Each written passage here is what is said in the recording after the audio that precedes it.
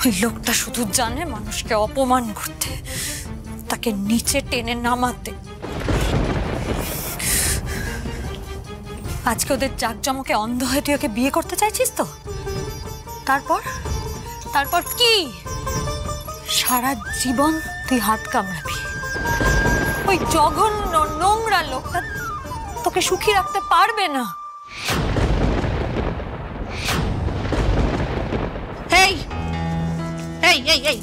কি বলছিস তুই? কি বলছিস তুই? আর তোর বাবা সুখের কি বুঝিস? তখন থেকে এক কথা বলে চলেছিস, ওরা ভালো না, ওরা ভালো না। তোরা তো ভালো, তোরা খুব ভালো। জানি জানি তুই ভালো, তুই ভালো, তোর বাবা ভালো। তোর বাবা তো মহান লোক, মান্যগণ্য লোক। তোর বাবাকে তো এই আদি কালীবাজারে সবাই একেবারে এক ডাকে চেনে। কিন্তু তাতে আমার লাভটা কি হলো? কি হলো আমার লাভটা? হ্যাঁ, আমি সুখী হতে পেরেছি? আমরা সুখী হতে পেরেছি? কাকে বলে সুখ? কাকে বলে? এইভাবে বেঁচে থাকাটাকে সুখ বলে? এইভাবে দিন এনে দিন খাওয়াকে সুখ বলে? পেরেছিস আমাকে, সবাইকে, আমার মেয়েকে, মানে তোর দিদিকে সুখে রাখতে পেরেছিস? পেরেছিস বল? পারবি না, কেননা ভালো মানুষই কখনো সুখ এনে দিতে পারে না। সুখ আনতে পারে শুধু টাকা।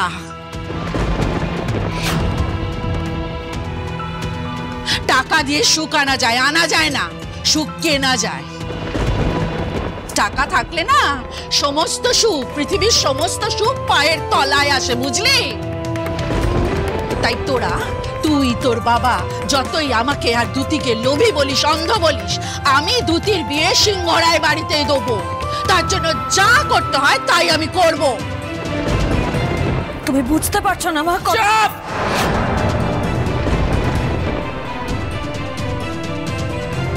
একটা কথাও আর বলবে না তুমি। আমি তোমার মা, এবার আমি বলবো, তুমি শুনবে। শুধু তুমি নও, তোমার বাবাও শুনবে।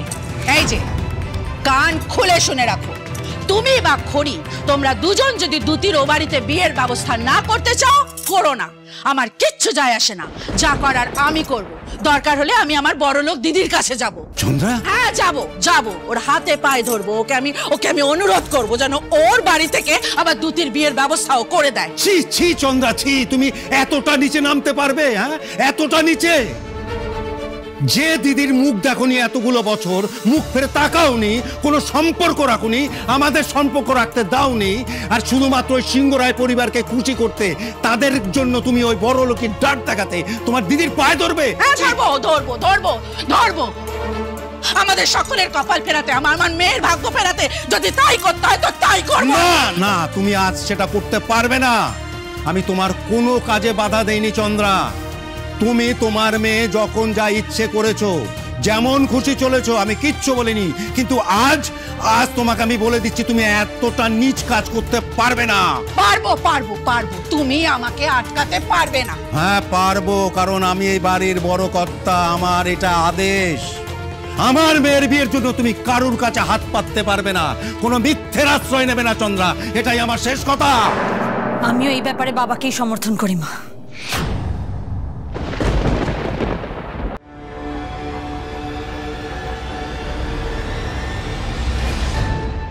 কত টাকা দিলে আপনি আমাকে মুক্ত করবেন? বলুন কত টাকা লাগবে আপনার? দাঁড়ান, আমি দিচ্ছি। আচ্ছা, এটা ধরুন, নিন।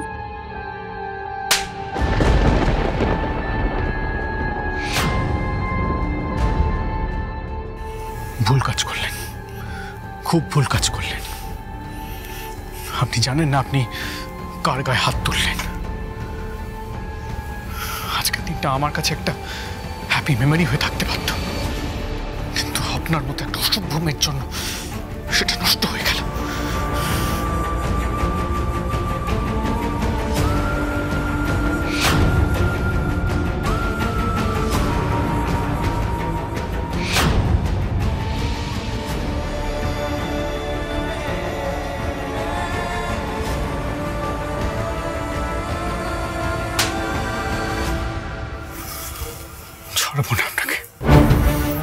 ছাড়বো না আমি। দুদির মতো একজন একটা সুপার, একটা এডুকেটেড মেয়ের সাথে আলাপ হওয়ার পর আপনার মতো একজন অসভ্য, অভদ্র, অশিক্ষিত মেয়ের ডিফারেন্সটা আরো বেশি করে বুঝতে পারছি। এই চটটা আমি জীবনে বলবো না, আর একদিন এই চরের উত্তর আপনাকে আমি দেবই। আপনি নিজেও ভাবতে পারছেন না কি হবে। মানি বস। মা, আমার দিদিকে যদি কেউ বিয়ে করে তাহলে আমাদের এই বাড়ি আমাদের অবস্থা দেখেই বিয়ে করবে, নইলে নয়।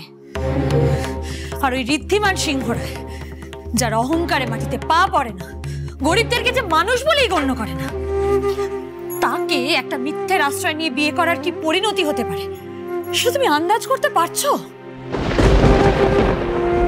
সর্বনাশ হয়ে যাবে মা।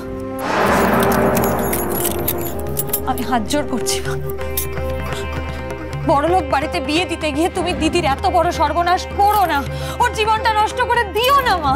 খড়ি তো ভুল কিছু বলেনি, এটা আমাদের মেয়ের ভবিষ্যতের ব্যাপার। মিথ্যে দিয়ে যে সম্পর্ক বাঁধছিস তুই, সে সম্পর্ক টেকে না। বাহ বাহ দিদি, বাহ বাহ, তুমিও বাহ। চোখের নিমেষে আমার পরিবারের সবাই কেমন আমার উল্টো দিকে দাঁড়িয়ে গেল। বাহ, আমার এত বছরের পরিশ্রম, এত বছরের কষ্ট, তার কোনো দাম রইল না কারোর কাছে। এত বছর ধরে আমি যে স্বপ্ন দেখে এসেছি, আমি যা চেয়ে এসেছি, সেগুলো অর্থহীন। আমি খারাপ, খুব খারাপ। এবারই সবাই ভালো, আমি খারাপ, এতটাই খারাপ যে আমি আমার নিজের মেয়ের সর্বনাশ করে দেবো। কে বলছে? কে বলছে? আমার স্বামী। আমার স্বামী বলছে, আমার নিজের মেয়ে বলছে আমি খারাপ। এত খারাপ আমার মেয়ের, আমার পরিবারের সকলের সর্বনাশ করে দেবো আমি। খারাপ, লোভী আমি, অন্ধ আমি, খারাপ আমি, এত খারাপ। এত যখন আমি খারাপ, তখন আমি কেন এই ভালো মানুষের সংসারে থাকবো? কেন থাকবো আমি? না, আমি থাকবো না তো, আমি থাকবো না তো, আমার থাকার দরকার নেই তো, থাকার দরকার নেই তো, থাকবো না, থাকবো না আমি, থাকবো না আমি, থাকবো না আমি, আমার দরকার নেই।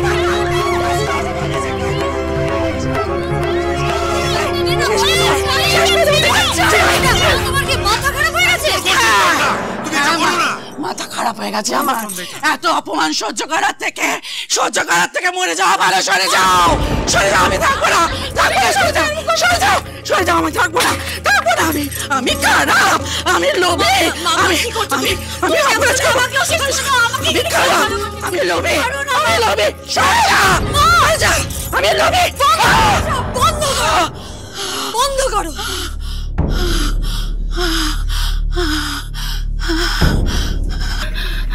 তুমি যা বলবে তাই হবে।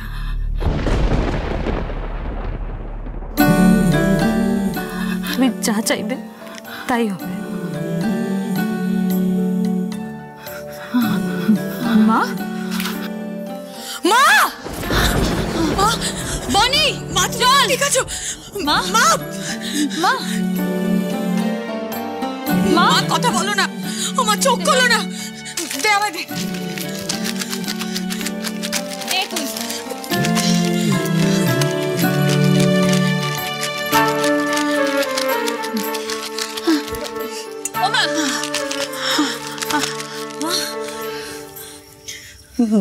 বাঁচালি কেন আমার? এরকম কথা তুমি আর কখনো বলবে না মা। বাঁচালি কেন? যা চাও তাই হবে, যা বল তাই হবে।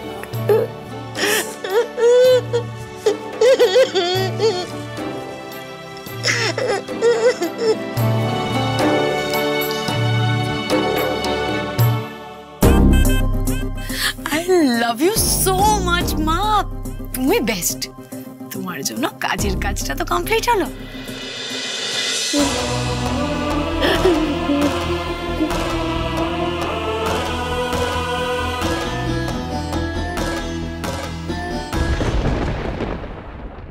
ভগবানের কাছে আমি প্রার্থনা করি তোর এই মেহনত তার পরিশ্রমের যেন যথাযথ মূল্য দেন।